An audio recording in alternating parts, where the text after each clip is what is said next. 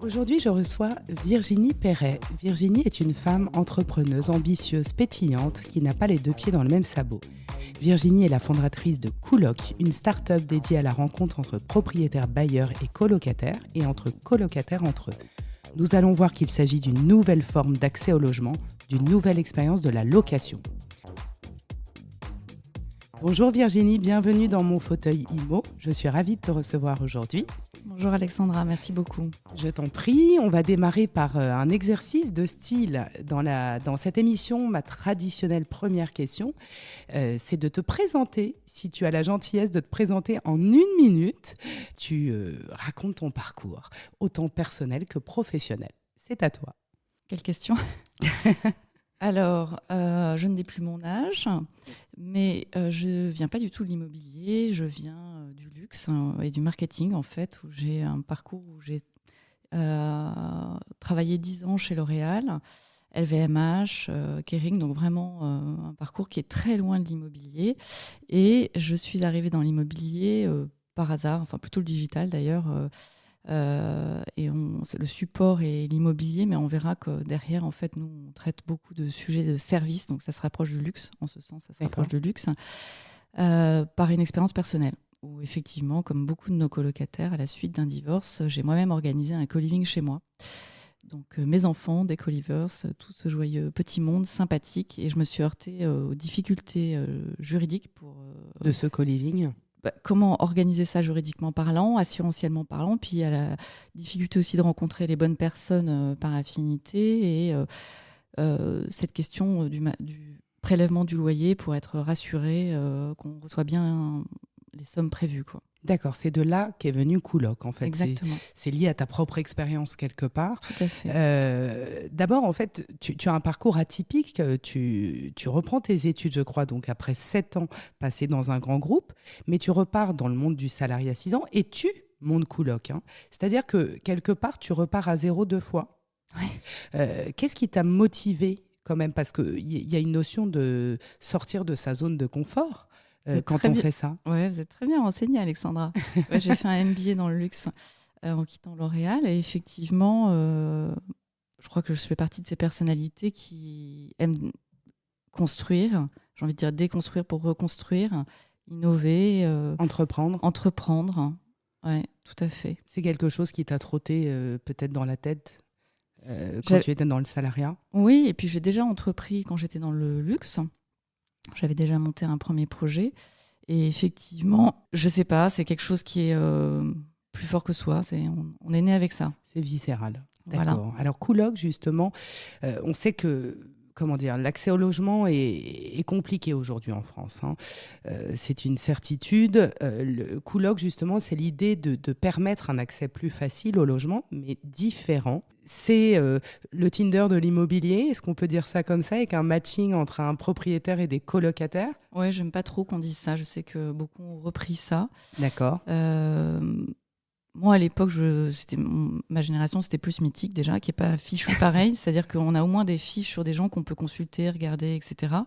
Et l'idée, c'était plus que l'accessibilité au logement, c'était être bien chez soi, refaire un foyer où on se sent bien, à la fois matériellement, un bien entretenu, mais humainement, avec les gens avec qui on est. Donc l'idée de ça, c'était le mieux vivre plutôt que le vivre, en fait. D'accord, avec une notion de qualité. J'ai entendu que tu n'aimais pas cette application. Et tu as justement des conseils, si tu veux, pour que les colocataires puissent matcher, puissent, que ça soit plus facile pour eux, justement, que leur profil soit regardé pour des gens qui arriveraient sur ta plateforme. En fait, c'est eux qui vont regarder le profil de ceux qui sont dans les co-living déjà. Donc, je pense que le conseil, effectivement, c'est bien de regarder les fiches profils, de discuter avec les gens. Et quand tu disais je n'aime pas Tinder, je n'aime pas le zapping. Et l'idée de Cooloc, c'est de créer des liens profonds avec les gens qui durent. Personne ne part indifférent de son expérience, ne reste indifférent à cela. On a 17 mois de durée moyenne de vie des locataires dans nos co-living. Donc, on n'est pas sur un segment de marché où on vient zapper. Ce n'est pas l'idée. C'est plus des tranches de vie, différentes les unes des autres, mais des vrais liens se créent dans la durée. Et on est sur le bail d'habitation, on a 38 ans de moyenne d'âge, donc on a des gens qui sont là pour travailler, s'installer, rester un certain temps. J'ai des gens qui sont là depuis 2020 qui n'ont pas bougé. Ah oui, donc en fait, quelque part, il y a une image complètement différente du colocataire. C'est pas du tout l'étudiant, le colocataire Pas chez auquel nous. on peut penser. D'accord, donc en fait, c'est vraiment une nouvelle forme de l'allocation, parce qu'en fait, par tranche de vie, donc Exactement. j'imagine que tu as aussi des seniors. Tu dis que tu souhaites, en tout cas l'idée de coloc est de vraiment créer et tisser des liens profonds. Tu as justement des anecdotes sur des colocations atypiques qui ont permis de tisser des liens particuliers. Tu as des anecdotes à nous? Oui, on a Pas plein d'histoires, évidemment, des gens qui sont rencontrés, et ça fait plaisir de se dire qu'ils se rencontrent dans la vraie vie plutôt que sur une application, évidemment, qui ont formé des couples. C'est bien normal, mais au moins, ils ont expérimenté ce que c'est que de partager la salle de bain pour de vrai. D'accord. Voilà. On a des rencontres professionnelles, et ça fait plaisir. Des gens qui avaient du mal à déboucher et qui ont rencontré quelqu'un dans une autre entreprise qui leur a permis d'évoluer. On a des histoires de très belles amitiés. On a des gens qui avaient des soucis de santé et qui sont sortis un peu d'une forme de dépression et qui nous ont remerciés pour ça. On a pas mal d'anecdotes, oui. Ah ouais, tu peux être fier de tous ces Bah, liens et de ces retours extrêmement positifs Ouais. que tu as entendus. Du coup, j'imagine malgré tout, il y a des choses extrêmement positives, mais il y a aussi certaines problématiques auxquelles que tu as dû être confronté justement en changeant les codes du marché, parce que quelque part, c'est un marché où tu t'adaptes à des codes qui changent. Est-ce que tu as des problématiques que tu rencontres encore aujourd'hui? Tu veux dire entre colocataires ou sur le marché Je dirais entre colocataires, mais sur le marché en général. Entre colocataires, on serait étonné parce que en fait, on pensait monter un service, d'ailleurs, on le fera sûrement, de médiation quand il y a quelques difficultés. En fait, on s'en est servi une fois, je pense. Et les gens résolvent bien leurs problèmes. C'est normal, ils sont adultes. Enfin, il n'y a pas Tout seul. de difficulté à cela. Et il y en a peut-être moins que dans des voisinages où chacun est chez soi et c'est plus facile de crier sur l'autre. Là, on est obligé de partager, donc on est obligé de discuter, d'être dans le compromis.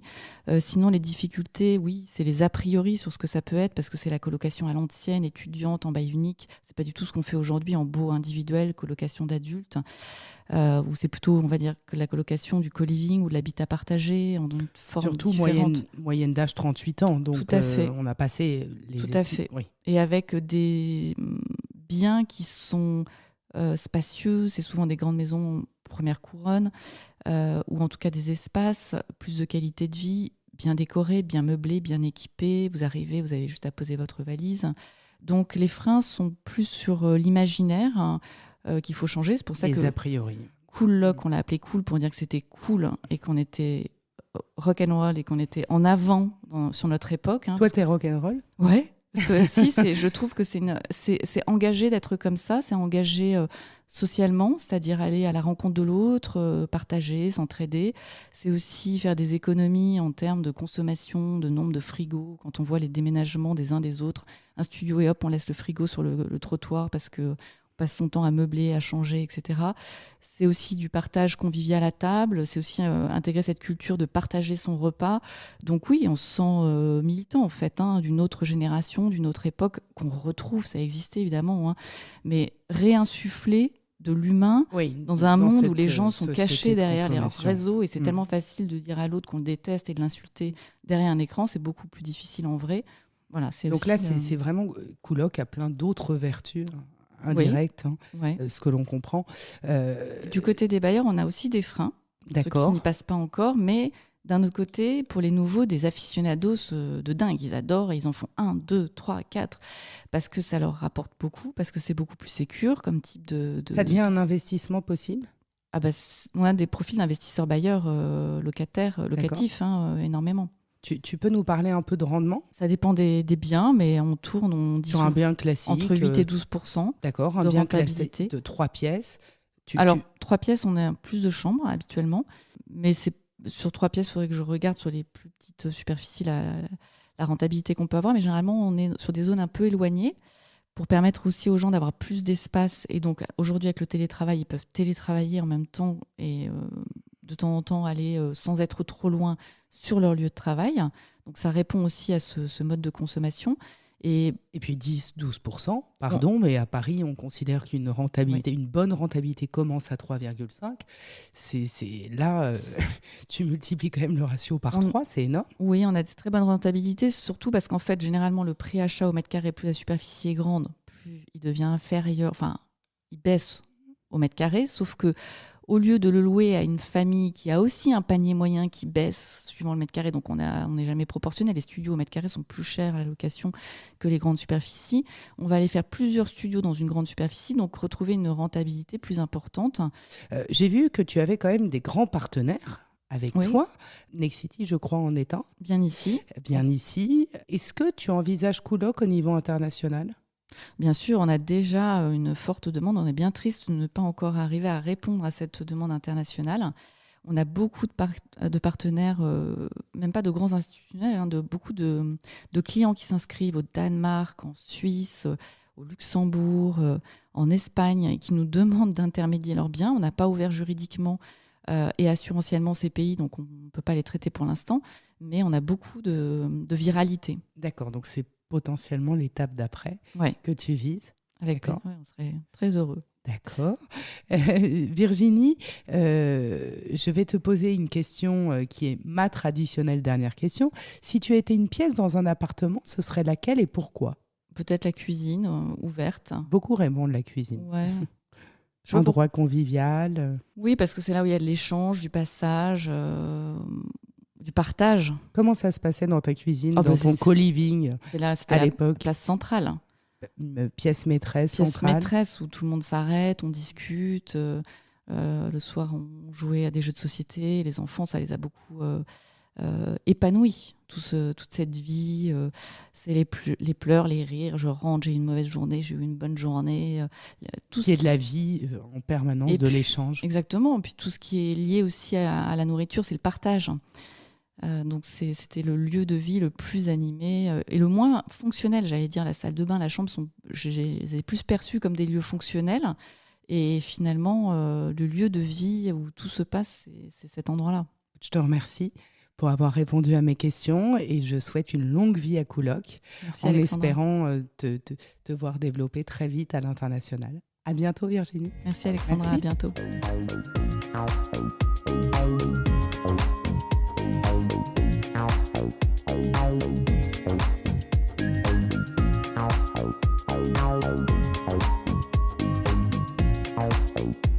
Wow.